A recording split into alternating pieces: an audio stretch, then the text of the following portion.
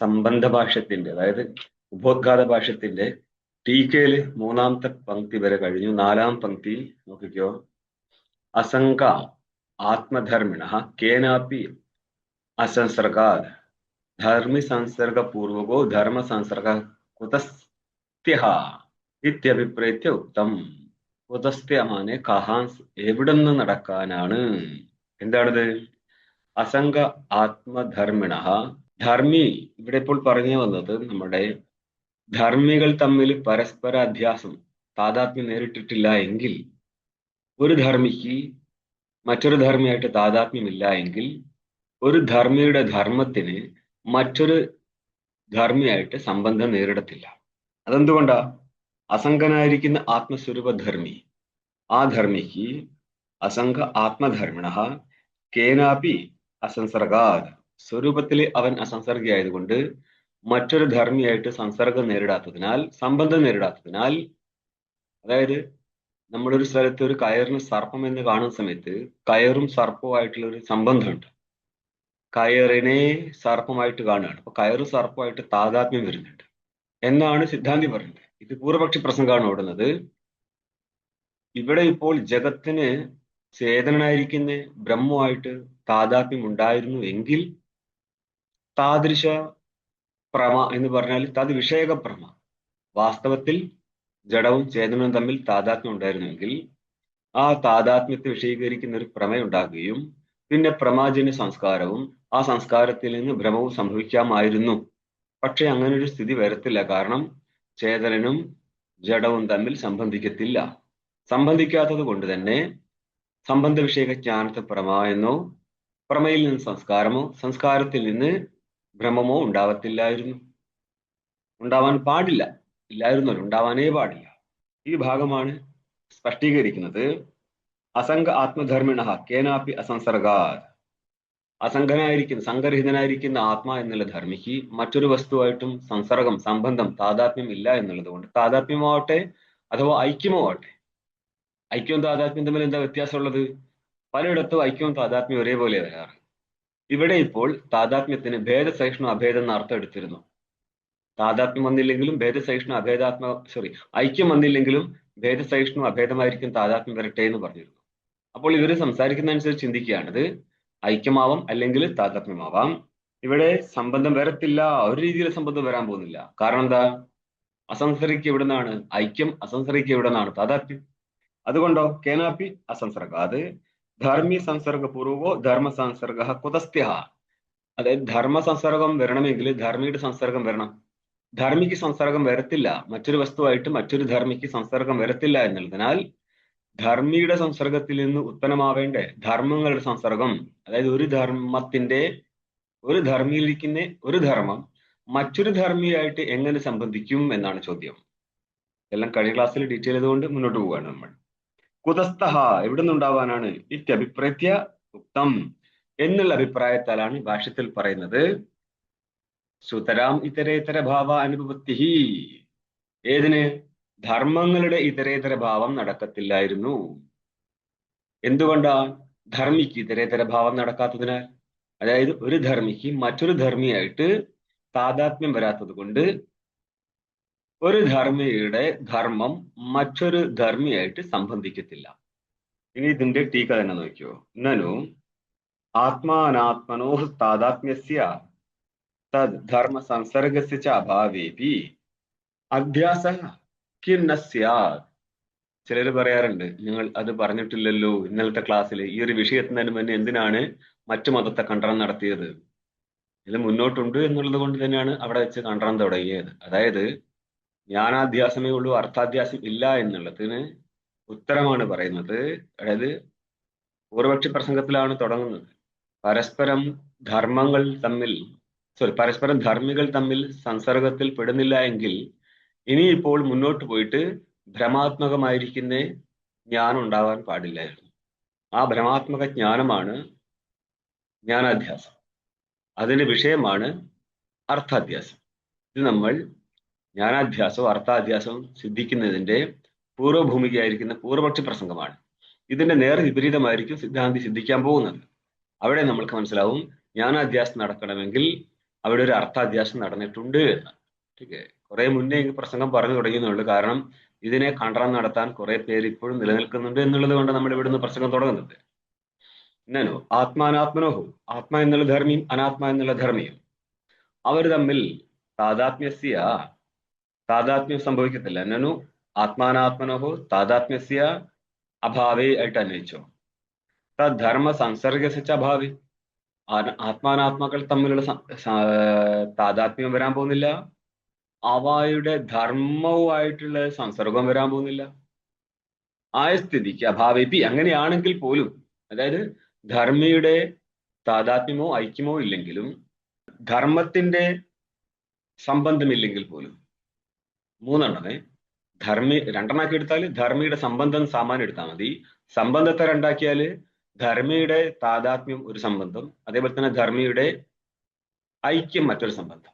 ഇങ്ങനെ ഐക്യമോ താതാത്മ്യമോ ഇല്ലെങ്കിൽ പോലും, അതേപോലെ തന്നെ ധർമ്മ സംസർഗസിച്ച അഭാവേ, ഒരു ധർമ്മത്തിന് മറ്റൊരു ധർമ്മിയായിട്ട് സംസർഗമില്ലെങ്കിൽ പോലും, എന്തുകൊണ്ട് അധ്യാസ കിന്നസ്യ, ഈ അധ്യാസത്തിന്റെ അർത്ഥം ഭ്രമം എന്നാണ്. ഭ്രമാത്മകമായിരിക്കുന്ന അധ്യാസം എന്തുകൊണ്ട് വരത്തില്ല? ആത്മാനാത്മനോഹോ, അപ്പം ഇവിടെ ചോദിക്കും, ഇവിടെയും നിങ്ങൾ അധ്യാസം എന്നല്ലേ പറഞ്ഞിട്ടുള്ളൂ, ബ്രഹ്മാത്മനെയല്ലേ അധ്യാസമായിട്ട് എടുത്തത്, വസ്തുവിനെ എടുത്തിട്ടില്ലല്ലോ. അപ്പോൾ ആർത്തികമായിട്ട് നോക്കിക്കൊള്ളണം. പരസ്പരം താതാത്മ്യം ഉണ്ടായിരുന്നു എങ്കിൽ പിന്നെ അധ്യാസം എന്ന് പറയാൻ പറ്റുമായിരുന്നോ? ഇതവും, അതായത് വാസ്തവ ശുദ്ധിയും ഇതവുമായിട്ട് അവിടെ നമ്മൾ അധ്യാസം മാനിക്കുന്നുണ്ടോ? ഇല്ല. അപ്പം ഇല്ലാത്തിടത്ത്, സംബന്ധം ഇല്ലാത്തിടത്ത് സംബന്ധം കാണുമ്പോൾ ആ സംബന്ധം എന്തായിട്ടാണ് മാനിക്കുക? അധ്യാസമായിട്ടാണ് മാനിക്കുക. കിന്നസ്യ അതാഹ, അതിന് ഉത്തരം പറയാണ് ഇനി മുന്നോട്ടേക്ക്. എന്താണ് ചോദ്യം? വിഷയമില്ലാതിരിക്കട്ടെ, എന്തുകൊണ്ട് അധ്യാസം നടക്കാൻ പാടില്ല എന്നുള്ളതാണ്. ഇത് ആരുടെ ചോദ്യ? സിദ്ധാന്തിയുടേതാണോ പൂർവക്ഷിയുടേതാണോ? ഇവിടെ ഇപ്പൊ ആരാണ് മൂലപാഠത്തിൽ, അതായത് ഭാഷ്യത്തിൽ ആരാണ് സംസാരിച്ചുകൊണ്ടിരിക്കുന്നത്? സിദ്ധാന്തിയാണോ പൂർവക്ഷിയാണോ? പൂർവക്ഷിയുടെ പ്രസംഗമാണ്. അപ്പോൾ പൂർവക്ഷിക്ക് വിരുദ്ധമായിട്ടുള്ള ചോദ്യമാണിത്. അപ്പോൾ ഇത് ശരിക്ക് സിദ്ധാന്തിയുടെ വശത്തു നിന്നല്ല. എങ്ങനെ? സിദ്ധാന്തിക്ക് അറിയാം ധർമ്മിയുടെ സംസർഗവും നടക്കുന്നുണ്ട്, ധർമ്മത്തിന്റെ സംസർഗവും നടക്കുന്നുണ്ട്, അധ്യാസിക സംസർഗം, അതിൽ നിന്ന് ഭ്രമവും നടക്കുന്നുണ്ട്. പക്ഷേ പൂർവക്ഷി പറയാൻ ഉദ്ദേശിക്കുന്നത് എന്താണ്? പരസ്പര സംബന്ധവും നടക്കത്തില്ല, അധ്യാസം നടക്കത്തില്ല. അപ്പോ ആ പൂർവക്ഷിക്ക് വിരുദ്ധമായിട്ടാണ് ചോദിക്കുന്നത്, അധ്യാസം നടന്നാൽ എന്താണ് കുഴപ്പം?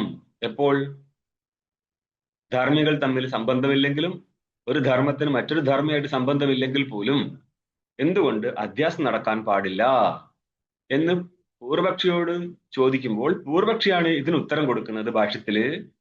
ഇത്യതഃ എന്നുള്ളത് കൊണ്ട്, ഇത്യതഃ എന്നുള്ളതിന്റെ ന്യായ നിർണയത്തിൽ താഴെ 5-ാമത്തെ പങ്ക്തി നോക്കിയേ.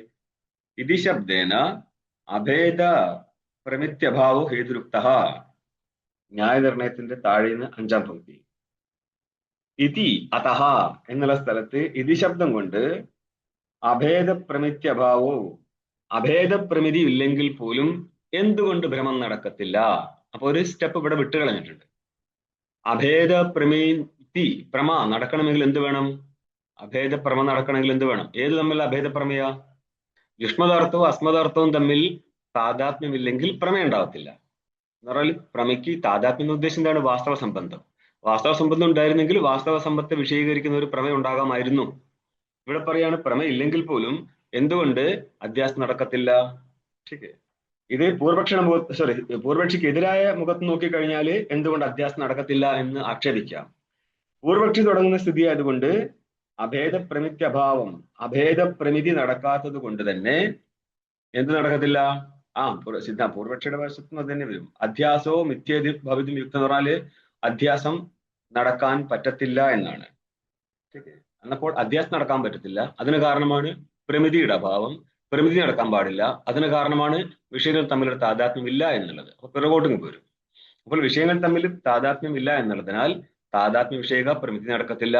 താതാത്മ്യ വിഷയ പ്രമിതി ഇല്ലാത്തത് കൊണ്ട് തന്നെ അതിൽ സംസ്കാരമില്ല. സംസ്കാരം ഇല്ലാത്തത് കൊണ്ട് സംസ്കാരത്തെ ആശ്രയിച്ചിട്ടുള്ള ഭ്രമം സംഭവിക്കത്തില്ല. ഭ്രമം സംഭവിക്കത്തില്ലെങ്കിൽ പിന്നെ എന്തായിരിക്കും ജഗത്തിന്റെ ജ്ഞാനം? ജഗത്തിന്റെ ജ്ഞാനം വാസ്തവമാണ്. അതാണ് പൂർവപക്ഷിക്ക് സിദ്ധിക്കേണ്ടത്. അല്ലാതെ ജഗത്ത് മിഥ്യ എന്നുള്ളത് സിദ്ധാന്തി, വേദാന്തി അല്ലാതെ ആരും മാനിച്ചു കൊടുക്കത്തില്ല. നിങ്ങളുടെ അദ്വൈത സിദ്ധാന്തത്തിലെ മാത്രം ഒരു പ്രസംഗമാണ് മിഥ്യാ ജഗത്ത്. മിഥ്യ എന്ന് പറഞ്ഞാൽ സാധാ ഉഭയവിലക്ഷണം അനിർവചനീയം എന്നർത്ഥം. പക്ഷെ ഇവിടെ ഇപ്പോൾ നമ്മൾ മിഥ്യാശബ്ദം എന്ന് പറഞ്ഞാല് പാടില്ല, നിരാകരിക്കാൻ വേണ്ടിയാണ്, അല്ലാതെ അനിർവചനം എന്നുള്ള അർത്ഥത്തിലല്ല. ഈ ഭാഷ്യം കണ്ടോ? ഇത്തി പ്രമിതി സംഭവിക്കത്തില്ല എന്നുള്ളതിന് അതോ അതുകൊണ്ട് എന്ത് പറ്റി? അസ്മത് പ്രത്യയ ഗോചരി വിഷയണി ചിതാത്മകെ.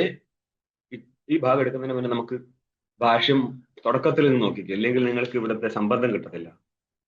4-ാമത്തെ പേജ് മുതൽ യുഷ്മദ് അസ്മത് പ്രത്യയ ഗോചരിയോ വിഷയ വിഷണോ തമപ്രകാശവത് വിരുദ്ധ സ്വഭാവയോ ഇതരേതര ഭാവ അനുഭവത്തോ സിദ്ധായാം.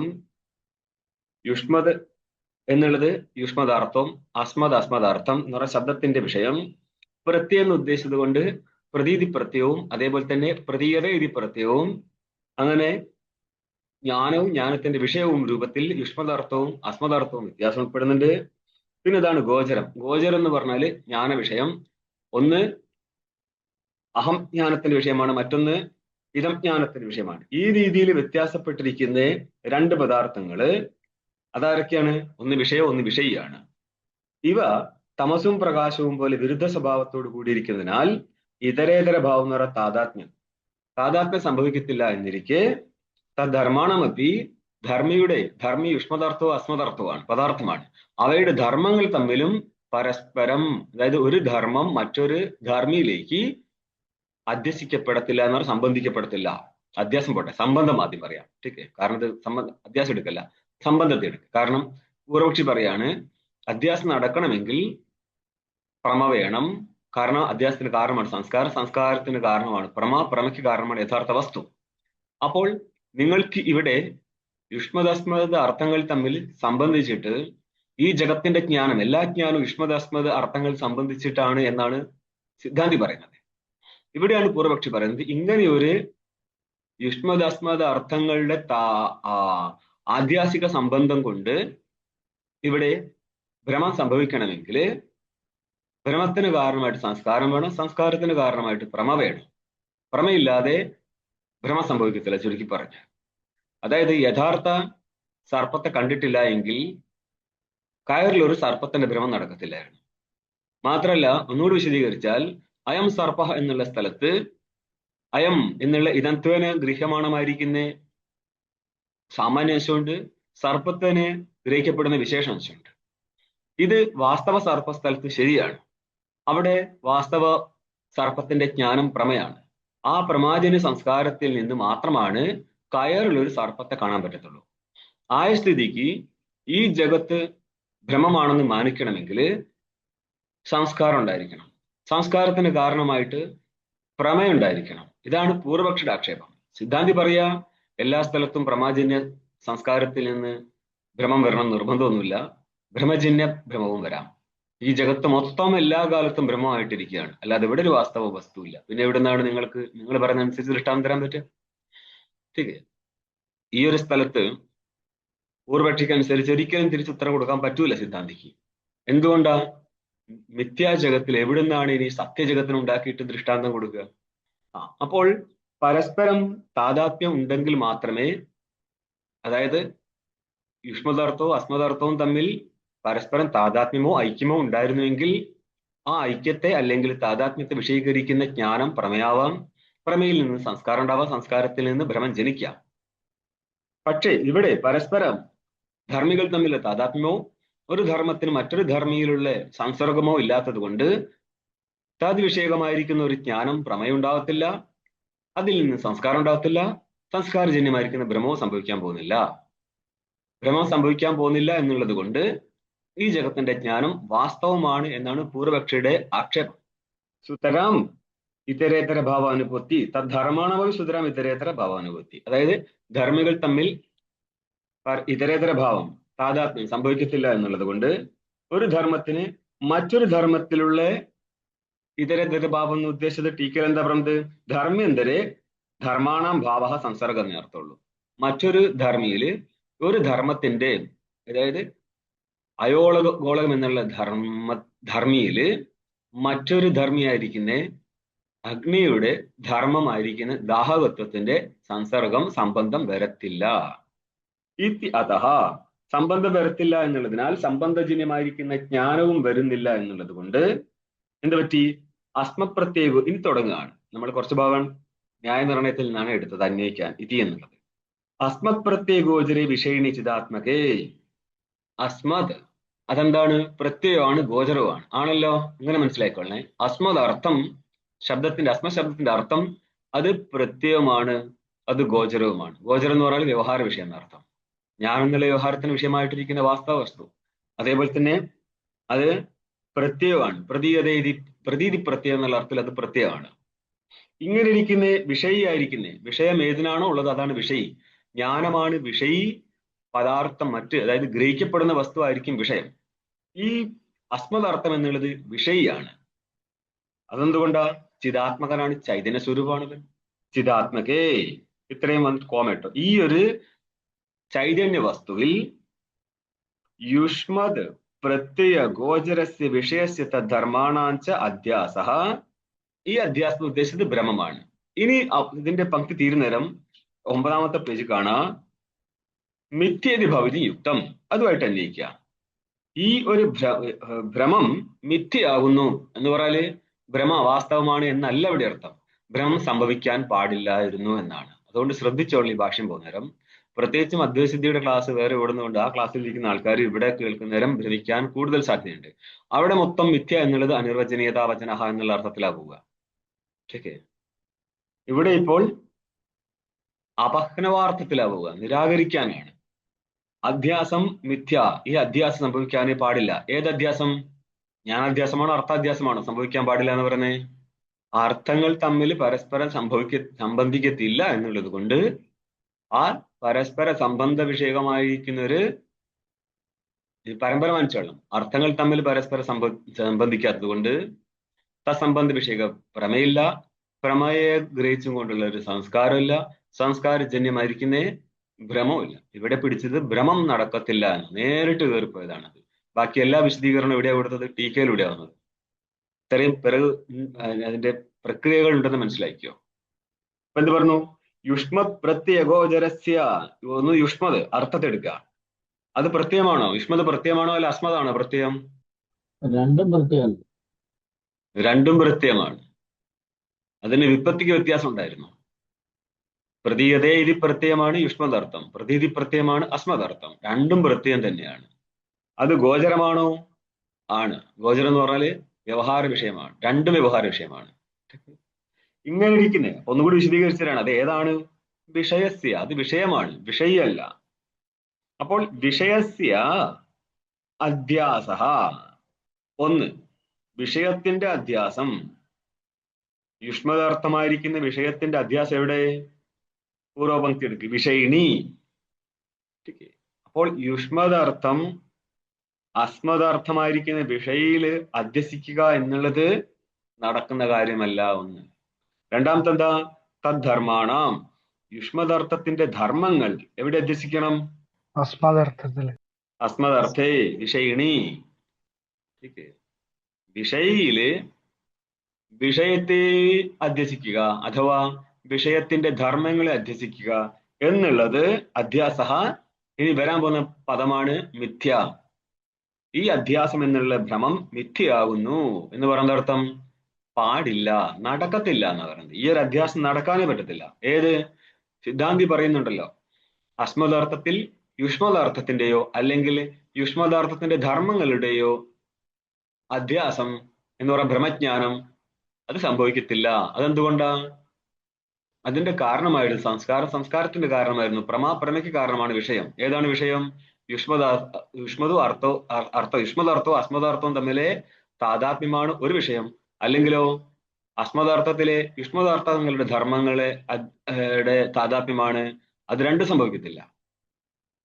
അസ്മദ് അർത്ഥങ്ങൾ തമ്മിൽ പരസ്പരം സംബന്ധിക്കത്തില്ല, ധർമ്മങ്ങൾ മറ്റൊരു ധർമ്മിയിലേക്ക് സംബന്ധിക്കത്തില്ല.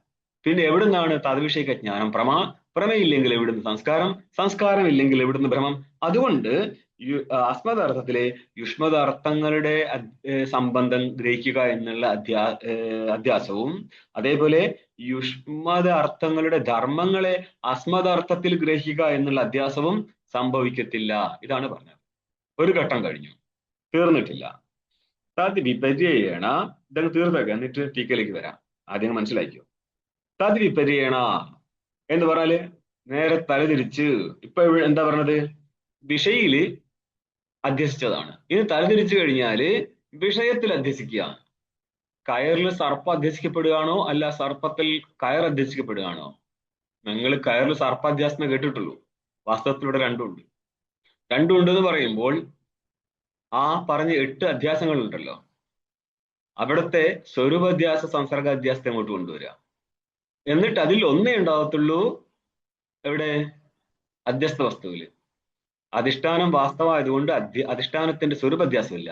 അധിഷ്ഠാനത്തിന്റെ സംസർഗ അധ്യാസം നേരിടും എവിടെ? അധ്യസ്ഥ വസ്തുവില്.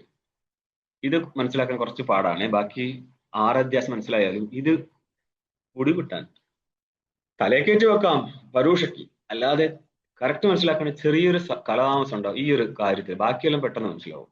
ഓക്കെ, അപ്പോൾ ഭാഷ്യം കണ്ടോ? തദ് വിപരീണ വിഷയിണസ്തദ്ധർമാണാം വിഷയ അധ്യാസോ അനാത്മ. തദ് വിപരീണ എന്നുള്ളത് അനാത്മ വിപരീണ.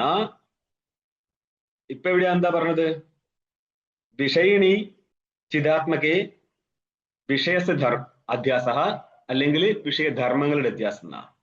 ഇനി തലതിരിച്ചിട്ട് വിഷയിണ തദ്ധർമാണ വെച്ച വിഷയ അധ്യാസോ എന്നെടുക്ക്.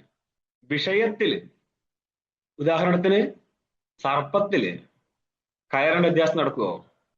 സിദ്ധാന്തിക്ക് പൂർവപക്ഷം പ്രസംഗമാണ്, നടക്കൂല എന്നാ പറയുന്നത്.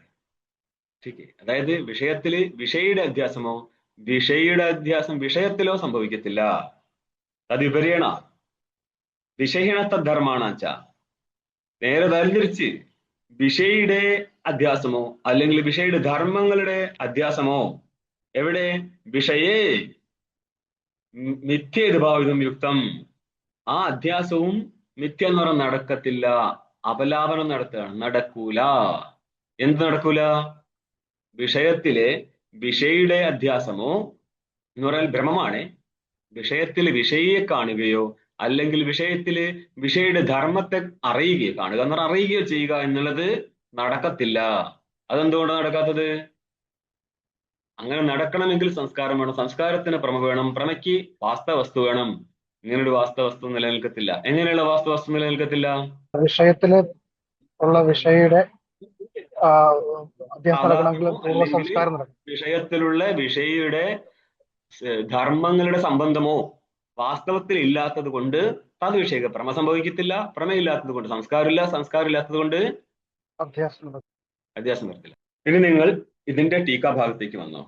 6ാമത്തെ പേജിലെ ഇത് യുക്തരീത്യ താദാത്മ്യാദി അഭാവേന തത് പ്രമായ അഭാവാത് അതഃ പ്രമാജന്യ സംസ്കാരസ്യ അധ്യാസ ഹേതോരഭാവാത് അധ്യാസോ മിഥ്യത് ഭവതി യുക്തമിത്യന്വയ. അതായത് ഭാഷ്യത്തിൽ എങ്ങനെ അന്വയിക്കണം എന്നുള്ളത് ടീക്കാകാരൻ സ്പഷ്ടീകരിച്ചു തരികയാണ്. ഇത് യുക്തരീത്യ, ഇപ്രകാരം പറഞ്ഞ രീതിയിൽ, അപ്രകാരം പറഞ്ഞതൊക്കെ ഇവിടെ വെച്ച് മനസ്സിലാക്കിയോ. എന്നിട്ടോ താദാത്മ്യാദി അഭാവേന, ഒന്ന് താദാത്മ്യം, രണ്ടാമത്തെ എന്താ? ഐക്യം. ചോദിച്ചിട്ട് വലിയ കാര്യമൊന്നുമില്ലല്ലോ. താദാത്മ്യം, ഐക്യം, 2 പ്രസംഗം എടുത്തിരുന്നു. ठीक है. അങ്ങനെ ഒരു വസ്തുക്കൾ തമ്മിൽ പരസ്പര താദാത്മ്യമോ ഐക്യമോ ഇല്ലാത്തത് കൊണ്ട് തത്പ്രമായ അഭാവാത്, ഇത് ഇത്രയും പോരാ. വസ്തുക്കൾ തമ്മിലുള്ള ധർമ്മികൾ തമ്മിലുള്ള താദാത്മ്യമോ അല്ലെങ്കിൽ ഐക്യമോ, ധർമ്മവും ധർമ്മിയും തമ്മില് കേവല സംസർഗം. ഈ സംസർഗ സ്ഥലത്തെ നിങ്ങൾ അദ്വൈതസിദ്ധിയിൽ കാണാം. എല്ലാ സ്ഥലത്തും ഞങ്ങൾ മിഥ്യാൻ പറഞ്ഞ് ചെലുത്തൊന്നുമില്ല. മനസ്സിലായോ? ഭ്രമാത്മകമായിരിക്കും സ്ഥലം എടുത്തിട്ട്, ദൃഷ്ടാന്തം എടുക്കുന്ന സമയത്ത് ഭ്രമാത്മകമായിരിക്കും സ്ഥലം എടുക്കത്തുള്ളൂ. ദാഷ്ടാന്തിക സ്ഥലത്ത് ഈ ജഗത്ത് മൊത്തം ബ്രഹ്മത്തില് അധ്യസ്ഥമാക്കി എടുക്കും, അത് ഭ്രമമായി മാറും. അല്ലെങ്കിൽ ഇപ്പോൾ എന്താണ് കയറിന്റെ രൂപം നൈയായികൻ എന്താ മാനിക്കുന്നത്? സമവായം. സാങ്ക്യാദികൾ എന്ത് മാനിക്കും? ഭേദസഹിഷ്ണുഭേദം. ആയിക്കോട്ടെ, ഞങ്ങൾക്കൊരു വിരോധമില്ല. ആ സ്ഥലം ഒന്നും തൊട്ട് കളിക്കത്തില്ല. ठीक है. പ്രമുഖമായിരിക്കുന്ന സംബന്ധം കൊണ്ട് അത് മാനിച്ചോ. അത് ഒഴിവാക്കിയിട്ട് എവിടെയാണോ അധ്യാസം പിടിക്കേണ്ടത് ആ അധ്യാസ സ്ഥലത്തേക്ക് പോകത്തുള്ളൂ. നിങ്ങളുടെ അദ്വൈതസിദ്ധിയിൽ പ്രസംഗം വന്നതാണത്. അതെന്തുകൊണ്ടാ? അങ്ങനെയാണെങ്കിൽ നിങ്ങൾ ഈ അധ്യാസം ഒഴിവാക്കിയോ? അതൊന്നും ആവശ്യമൊന്നുമില്ല ഇവിടെ ഇപ്പോൾ. ठीक है. ഞങ്ങൾക്ക് കൽപ്പിതമായിരിക്കുന്നത് മൊത്തത്തിൽ എടുത്തിട്ട് ദാഷ്ടാന്തിക സ്ഥലത്തേക്ക് പോയി കഴിഞ്ഞാൽ അതെല്ലാം പിടിച്ചിട്ട് ബ്രഹ്മത്തിൽ കൽപ്പിതമാക്കിയെടുക്കും. ദൃഷ്ടാന്തം പറയുന്ന സമയത്ത് ആ പ്രമുഖമായിരിക്കുന്ന സംബന്ധം ഒഴിവാക്കിയിട്ട് മാത്രമേ അധ്യാസം കൊണ്ട് സിദ്ധിച്ചു കൊടുക്കത്തുള്ളൂ. അപ്പൊ എന്താ പറയാ? താദാത്മ്യാദി അഭാവേന തത്പ്രമായാഹ അഭാവാത് ഏതിന്റെ പ്രമേയം ഉണ്ടാവത്തില്ല? താദാത്മ്യത്തെ ഐക്യത്തെ വിശദീകരിക്കുന്ന പ്രമേയം ഉണ്ടാവത്തില്ല. കാരണം പ്രമയ്ക്ക് വിഷയം കാരണമല്ലേ. വാസ്തവ വിഷയകമായിരിക്കുന്ന ജ്ഞാനമാണ് പ്രമ. പ്രമ എന്ന് പറഞ്ഞാൽ യഥാർത്ഥ ജ്ഞാനം എന്നർത്ഥം. യഥാർത്ഥ ജ്ഞാന സ്ഥലത്ത് വസ്തു വാസ്തവമായിരിക്കണം. തദ്വതി തത്പ്രകാരക അനുഭവോ യഥാർത്ഥ, തദഭാവതി തത്പ്രകാരക അനുഭവോ അയഥാർത്ഥ. ഘടത്വതി ഘടേ, ഘടത്വപ്രകാരക ജ്ഞാനമാണെങ്കിൽ യഥാർത്ഥം. ഘടത്വ അഭാവതി ഘടഭിന്നെ, ഘടത്വപ്രകാരക ജ്ഞാനം അയഥാർത്ഥം. ഇത് അത്യാവശ്യത്തിന് എന്തെങ്കിലുമൊക്കെ തലയിൽ കയറണമെങ്കിൽ ആദ്യം ന്യായം എന്താന്ന്, ന്യായത്തിൽ എന്ത് പറഞ്ഞു മനസ്സിലാക്കണം. അങ്ങനെയാണെങ്കിൽ പെട്ടെന്ന് പിടികിട്ടും. അതുകൊണ്ട് ന്യായം പഠിക്കാതെ ഈ വേദാന്തം പഠിച്ചു കഴിഞ്ഞാൽ ഒരു സംഭവം സ്വരുക്കൂട്ടി തലയിൽ വെക്കാന്നല്ലാതെ നിങ്ങൾക്ക് ക്ലിയർ കട്ട് ഐഡിയ ഒരിക്കലും കിട്ടാൻ പോകുന്നില്ല. അല്ലെങ്കിൽ തന്നെ ബ്രഹ്മകാന്ഡം പ്രശ്നമാണ്. ഈ പലരും പറയും അത് ഞാൻ എങ്ങനെ ഉണ്ടാവും, ഞാൻ ബ്രഹ്മസ്വരൂപല്ലേ.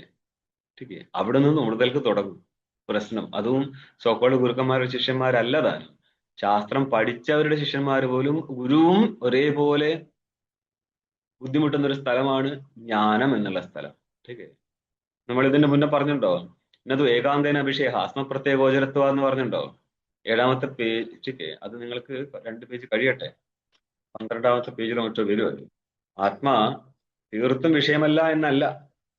ठीक ജ്ഞാനം എന്നുള്ള ജ്ഞാനത്തിന് വിഷയമായിട്ട് ആത്മാ ഇരിക്കുന്നുണ്ട് എന്ന് പറയും. അത് 2 രീതിയിൽ പറയാം.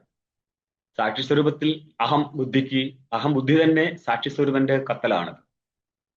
അല്ലെങ്കിൽ സാക്ഷി പ്രമാതാവിന് വിഷയീകരിക്കുന്ന ജ്ഞാനമാണ് അഹം എന്നുള്ളത് കൊണ്ട് അവിടെ പ്രമാതാവ് വിഷയീകരിക്കപ്പെടുന്നുണ്ട്. ഈ ഒരു സ്ഥലം 2ആയിട്ട് മാറും. അവൻ ശുദ്ധ സ്വരൂപത്തിൽ അവൻ പ്രകാശകനും വിശിഷ്ട സ്വരൂപത്തിൽ അവൻ പ്രകാശിയുമാണ്. അന്ധക്കരണ വിശിഷ്ടമായിട്ടിരിക്കുന്ന സമയത്ത് ചേതനൻ പ്രകാശമായി മാറുന്നുണ്ട്. അതും ഈ ലോകസ്ഥിതിയിൽ പറയാണ്.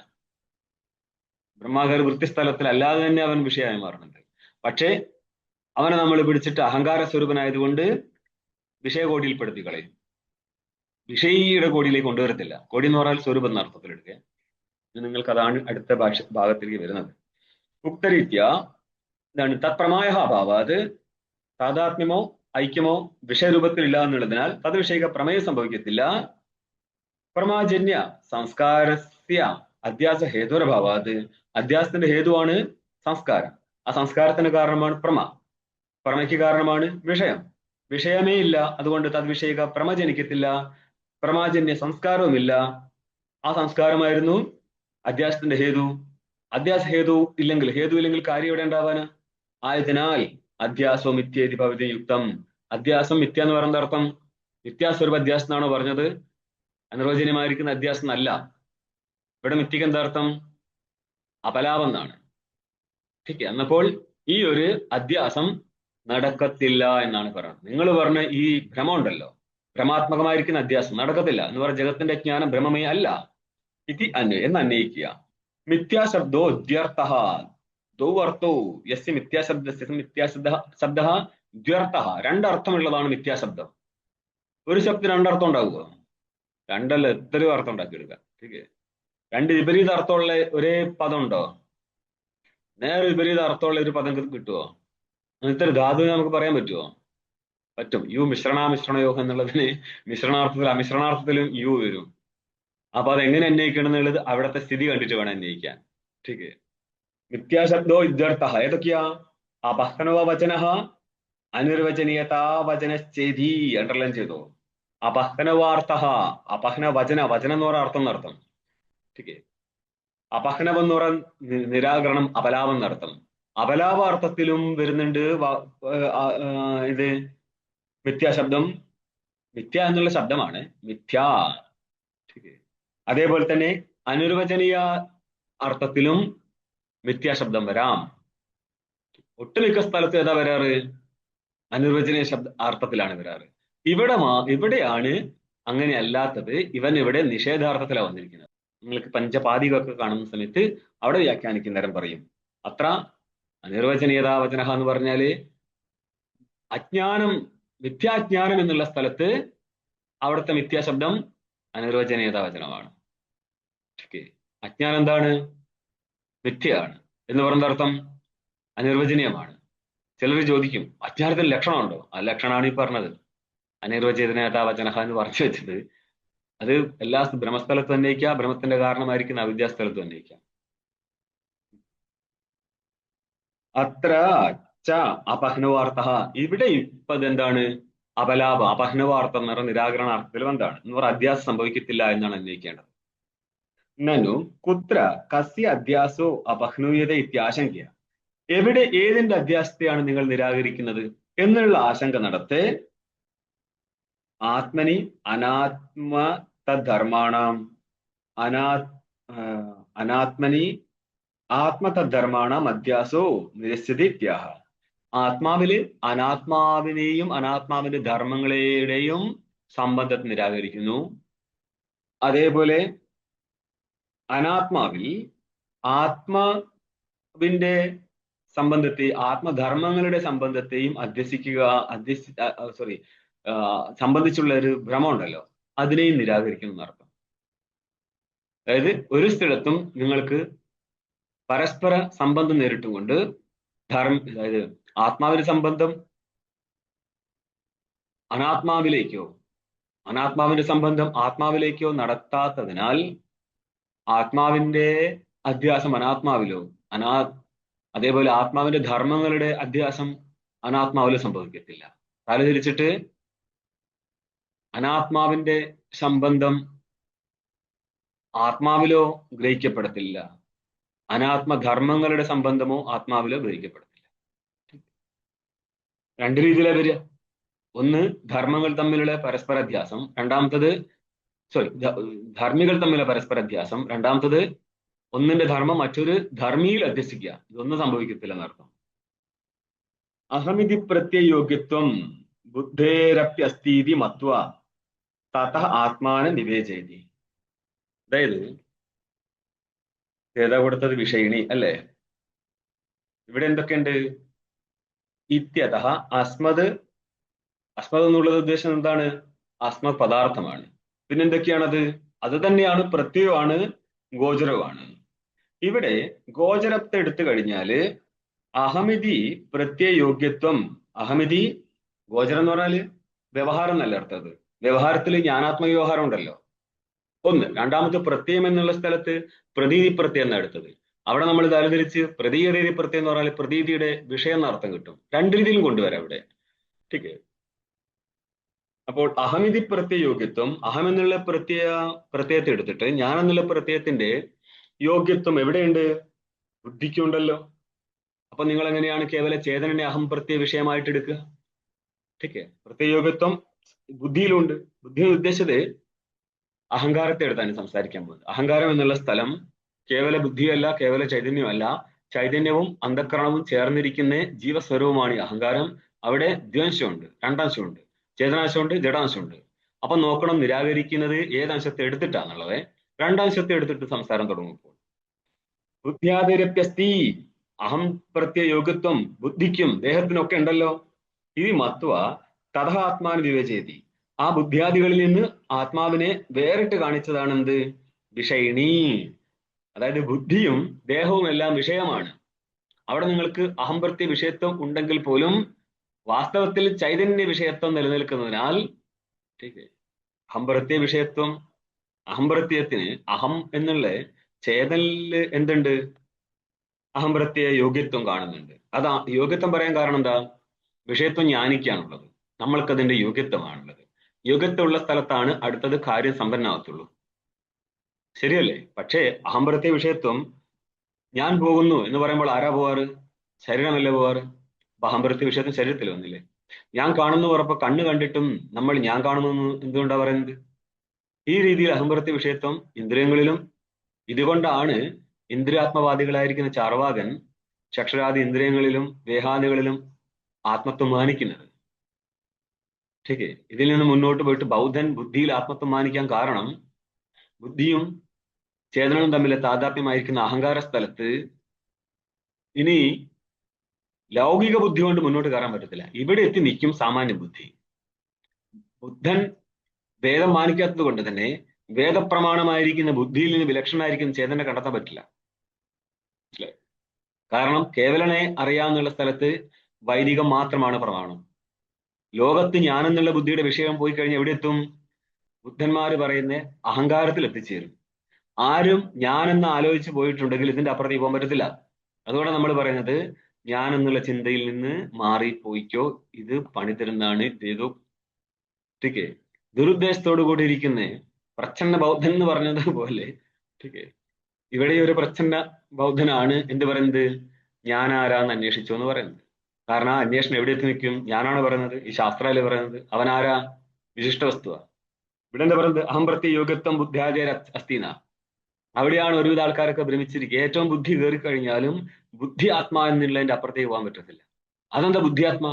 ഞാൻ എന്നുള്ള സ്ഥലം ബുദ്ധി വിശിഷ്ടനായിരിക്കുന്ന ചൈതന്യമായിരിക്കുന്ന പ്രമാതാവിന് സാക്ഷി പ്രകാശിച്ചുകൊണ്ടിരിക്കുന്ന ഇടമാണ് ജാഗ്രതാവസ്ഥയിൽ.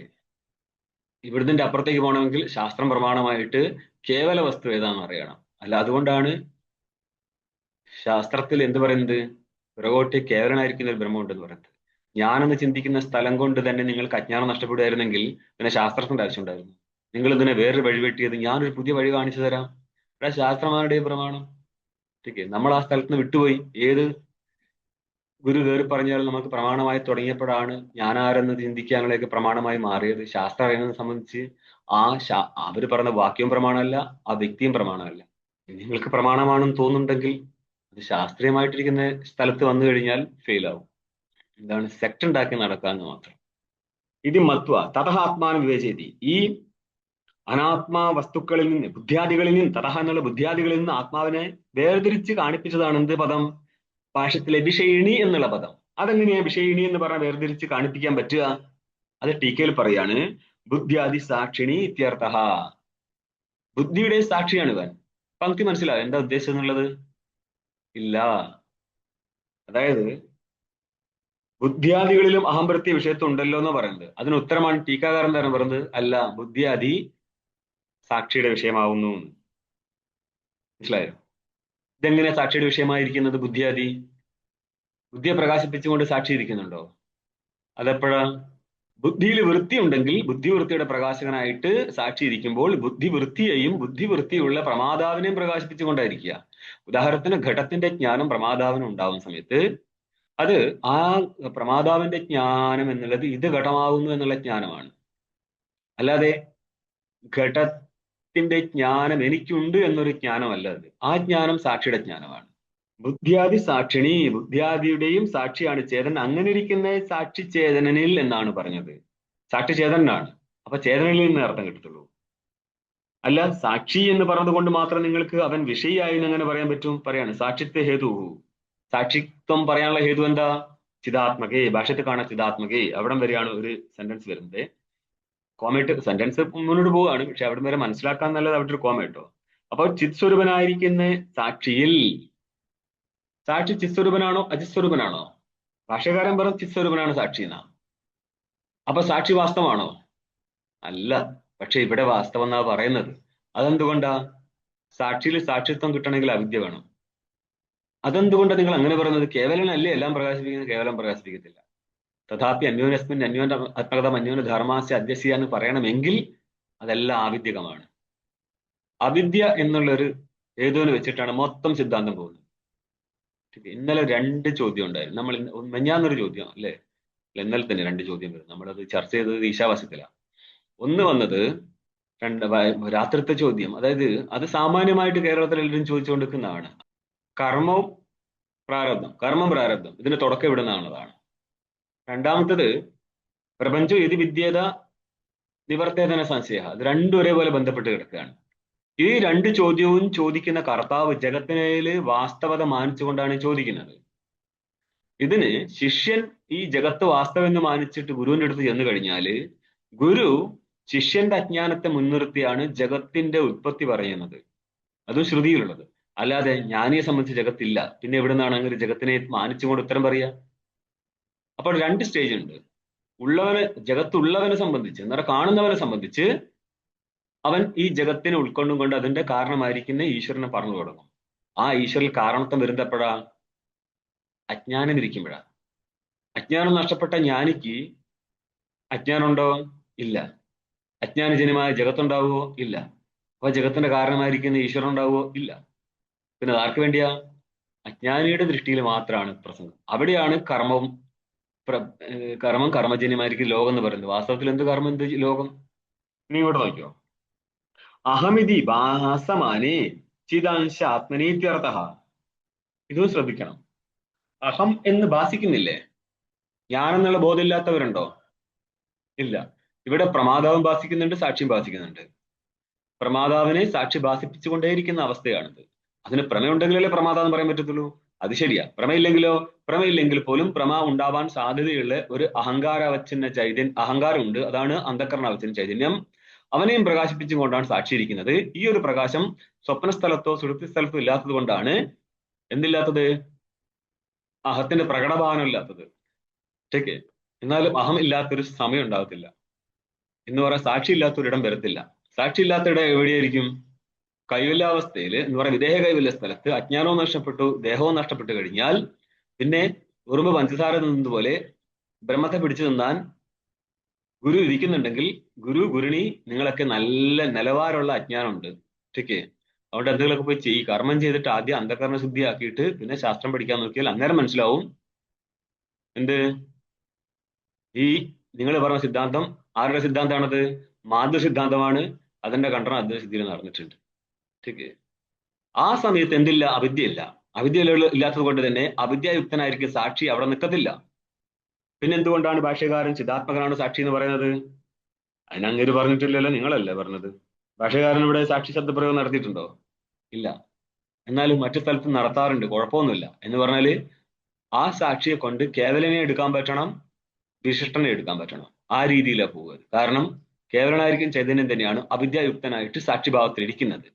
അതുകൊണ്ട് ഉപലക്ഷണ നാശേപി സ്യാൻ മുക്തി പാചകാധിപത് എന്നുള്ള വാർത്തക പങ്ക്തിക്കനുസരിച്ച് ഉപലക്ഷണമായിരിക്കുന്ന പാചകനിലെ പാചകത്വം എന്നുള്ള വിശേഷണം അല്ലത്. അത് ഉപലക്ഷണമായിട്ടിരിക്കുകയാണ്. അതുകൊണ്ട് പാചക ക്രിയ ഇല്ലെങ്കിൽ പോലും പാചക ശബ്ദത്താൽ പാചകനെ പറയാം.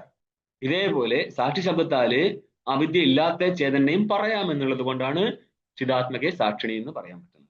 അഹമിതി ഭാസമാനെ, അഹം എന്നുള്ള ഭാനമുണ്ട്. നോക്കണം, ഭാസ്യമാനെ എന്ന് പറഞ്ഞില്ല, ഭാസമാനെ എന്ന് പറഞ്ഞുള്ളൂ. അഹം എന്നുള്ള പ്രകാശത്തിന്റെ വിഷയമായിട്ടല്ല, അഹം എന്നുള്ള പ്രകാശ രൂപത്തിലാണ് അതിലിരിക്കുന്നത്. ഈ സ്ഥലത്താണ് നമ്മൾ പറയുന്നത് നിങ്ങൾ മെനക്കെട്ട് ചിന്തിച്ചില്ലെങ്കിൽ സാക്ഷിയുടെ സ്വരൂപം കിട്ടത്തില്ലേ പങ്ക്തി പൊളിക്കാൻ പറ്റത്തില്ല. സാക്ഷിയുടെ പ്രസംഗ സ്ഥലത്ത് നന്നായിട്ട് അത് നിന്നല്ല അദ്വൈതസിദ്ധിയിലൊക്കെ ഇഷ്ടംപോലെ പ്രസംഗ സാക്ഷിയെ കുറിച്ച് പോകും. അത് ഇരുന്ന് നിങ്ങൾ ചിന്തിച്ചെടുത്തെങ്കിലും ആ സാക്ഷി ആരാന്ന് ഏകദേശം മനസ്സിലാക്കാം. ഏകദേശം.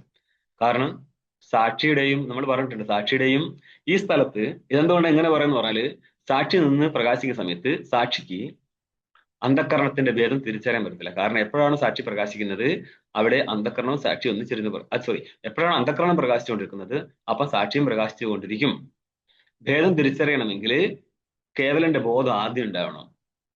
ഭേദം എന്നുള്ളത് എന്താണ്? അഭാവമാണ്. അഭാവജ്ഞാനത്തിന് പ്രതിയോഗിജ്ഞാനം കാരണമാണ്. അപ്പം തത്പ്രതിയോഗിക അഭാവം ഗ്രഹിക്കണമെങ്കിൽ പ്രതിയോഗിയുടെ ഗ്രഹണം ആദ്യം നടക്കണം. ഇങ്ങനെ പ്രതിയോഗിയെ മാത്രം ഗ്രഹിക്കുന്ന ഒരു ജ്ഞാനം സാക്ഷിക്ക് ഉണ്ടാകത്തില്ല. കാരണം പ്രതിയോഗിയായിരിക്കുന്ന അന്ധകരണത്തെ ഗ്രഹിക്കുന്ന സമയത്ത് തന്നെ അന്ധകരണവും സാക്ഷി ഒന്നിച്ചിരുന്നേ പ്രകാശിക്കത്തുള്ളൂ. അതുകൊണ്ട് ഒരിക്കലും ഭേദജ്ഞാനം ഉണ്ടാകത്തില്ല. ഞാൻ വേറെ, അന്ധകരണം വേറെയും. അതുകൊണ്ട് തന്നെ നിങ്ങൾ ഏത് കാലത്ത് സാക്ഷിയെക്കുറിച്ച് ചിന്തിച്ചു കഴിഞ്ഞാലും ആരാത്? വിശിഷ്ടനിലാണ്. നിങ്ങൾക്ക് ഒരിക്കലും സാക്ഷി കേവലം അവിടെ ചിന്തിക്കാനേ പറ്റത്തില്ല.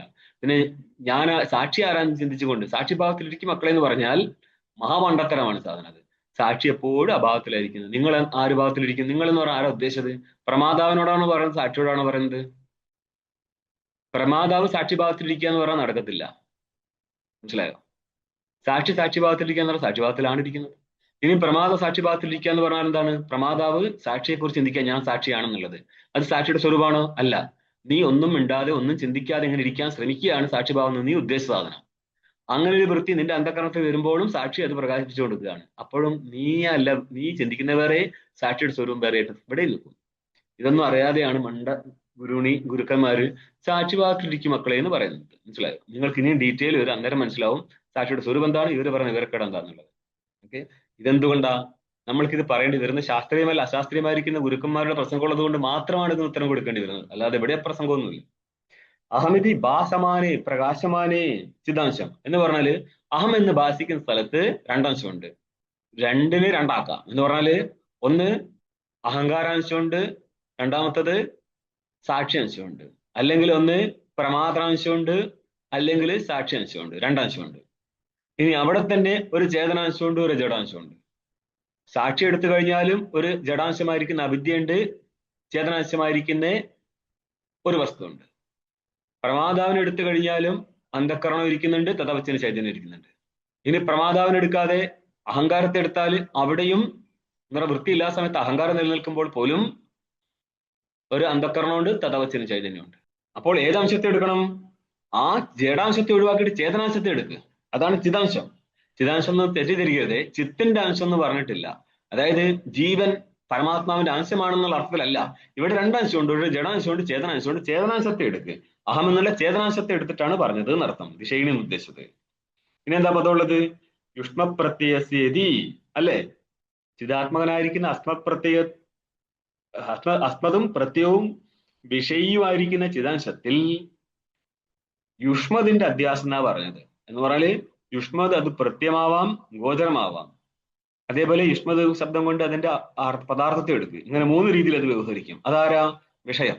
ആ വിഷയത്തിന്റെയോ വിഷയത്തിന്റെ ധർമ്മങ്ങളുടെയോ യാതൊരു ഭ്രമം നടക്കുന്നുവോ അത് നടക്കത്തില്ല എന്നാണ് പറയുന്നത്. അപ്പോൾ ലിൻറ്റീക്ക യുഷ്മപ്രത്യ ഗോചരസ്യേതി എന്ന് പറയുന്ന അർത്ഥം ത്വങ്കാരസ്യ. ത്വം എന്ന് പറഞ്ഞാല് നീ എന്ന് പറയുമ്പോൾ അതിന്റെ അർത്ഥം ഏതാണോ? ഇവിടെ അത്ര മാത്രം എടുത്താൽ പോരാ, അതുകൊണ്ട് വിശദീകരണം കൊടുക്കാണ്. ഇതമർത്ഥസ്ഥിതിയാവത്. ഒന്ന് ഇത് എന്ന് ശബ്ദപ്രയോഗം നടത്താൻ പറ്റുന്ന വിഷയങ്ങൾ. മറ്റൊന്നേതാ? അഹം എന്ന് ശബ്ദപ്രയോഗം നടത്താൻ പറ്റുന്ന വിഷയങ്ങൾ. അഹം എന്നുള്ള ശബ്ദപ്രയോഗത്തിന് വിഷയമാണ് ചേതനൻ. ആ ചേതനനിൽ ഇത് എന്ന ശബ്ദപ്രയോഗത്തിന് വിഷയമായിരിക്കുന്ന യുഷ്മദർത്ഥങ്ങൾ, അവയുടെ ഗ്രഹണം, ധർമാണാച്ച അധ്യാസം ഉദ്ദേശിച്ചത് ഗ്രഹണമാണ്, ജ്ഞാനമാണ്. അത് മിഥ്യ എന്നാണ് ഉദ്ദേശിച്ചത്. നനു അഹമിതി ഭാസമാന ബുദ്ധ്യാദേഹേ കഥം ഇതമർത്ഥത്വം ഇത്യതാഹ. അല്ല, ബുദ്ധ്യാദികളിൽ ഗ്രഹണം അഹമെന്നല്ല നടക്കുന്നത്. അഹം ജാനാമി, ഞാൻ അറിയുന്നു. അപ്പോൾ ഞാൻ അറിയുന്നത് ബുദ്ധിയാണ്, അതാണ് ഞാൻ ആയതിനാൽ ബുദ്ധിയല്ലേ നമ്മൾ ഞാൻ എന്ന് പറയുന്നത്? പൂർവക്ഷി ചോദിക്കുകയാണ്. ആരോടെ ഇത് പൂർവക്ഷി ഉദ്ദേശിച്ചത്? പൂർവക്ഷി പ്രസംഗം വരുന്ന നേരം ആ പൂർവക്ഷിയോട് മറ്റൊരു പൂർവക്ഷി ഭാഗത്തു നിന്നുള്ളൊരു ചോദ്യമാണ്. അഹമിതി ഭാസമാന ബുദ്ധേ, അഹമെന്ന് പ്രകാശിക്കുന്ന ബുദ്ധിക്ക് കഥം ഇതമർത്ഥത്വം, ഇത് എന്നുള്ള ബുദ്ധിക്ക് വിഷയമാവുന്നത് എങ്ങനെയാണ്? ബുദ്ധി മനസ്സിലാകുന്നുണ്ടോ?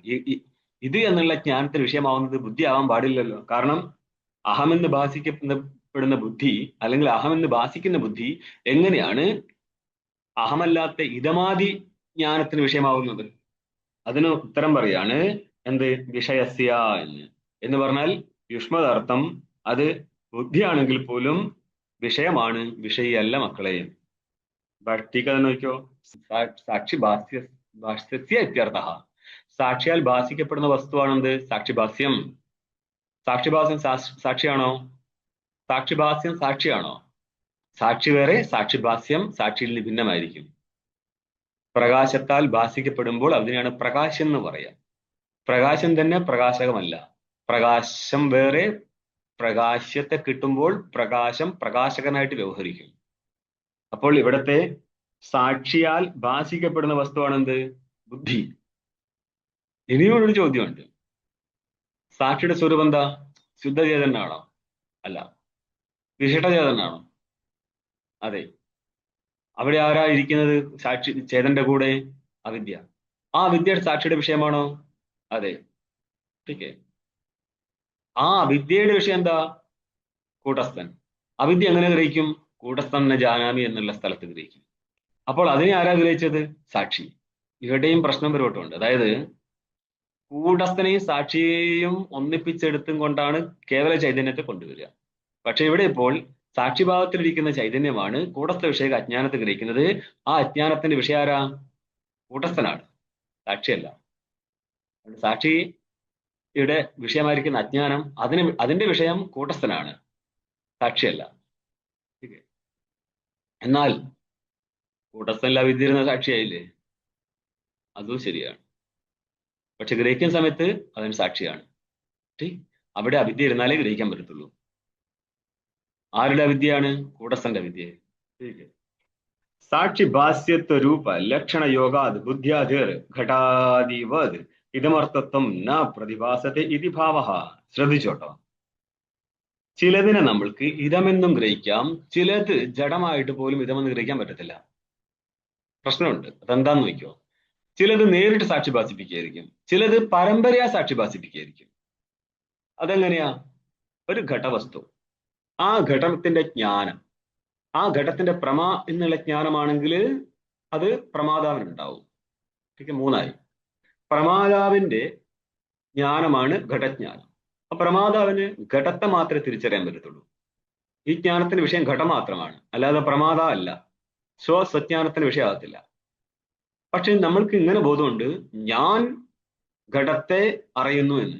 അപ്പൊ അവിടെ ഘടം മാത്രമല്ല പ്രകാശം, ഞാനും പ്രകാശിച്ചിട്ടുണ്ട്. ഈ ഞാൻ എന്നുള്ള വസ്തുവിന്റെ പ്രകാശം എവിടെ ഉണ്ടായി? അത് സാക്ഷിക്കാനുണ്ടായത്. അപ്പൊ സാക്ഷിയുടെ ജ്ഞാനം, ആ ജ്ഞാനത്തിന്റെ വിഷയമായിട്ട് ആര് മാറി?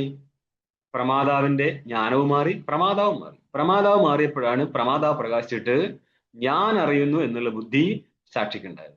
ആ സ്ഥലത്ത് ഞാൻ പ്രകാശിച്ചിട്ടുണ്ട്.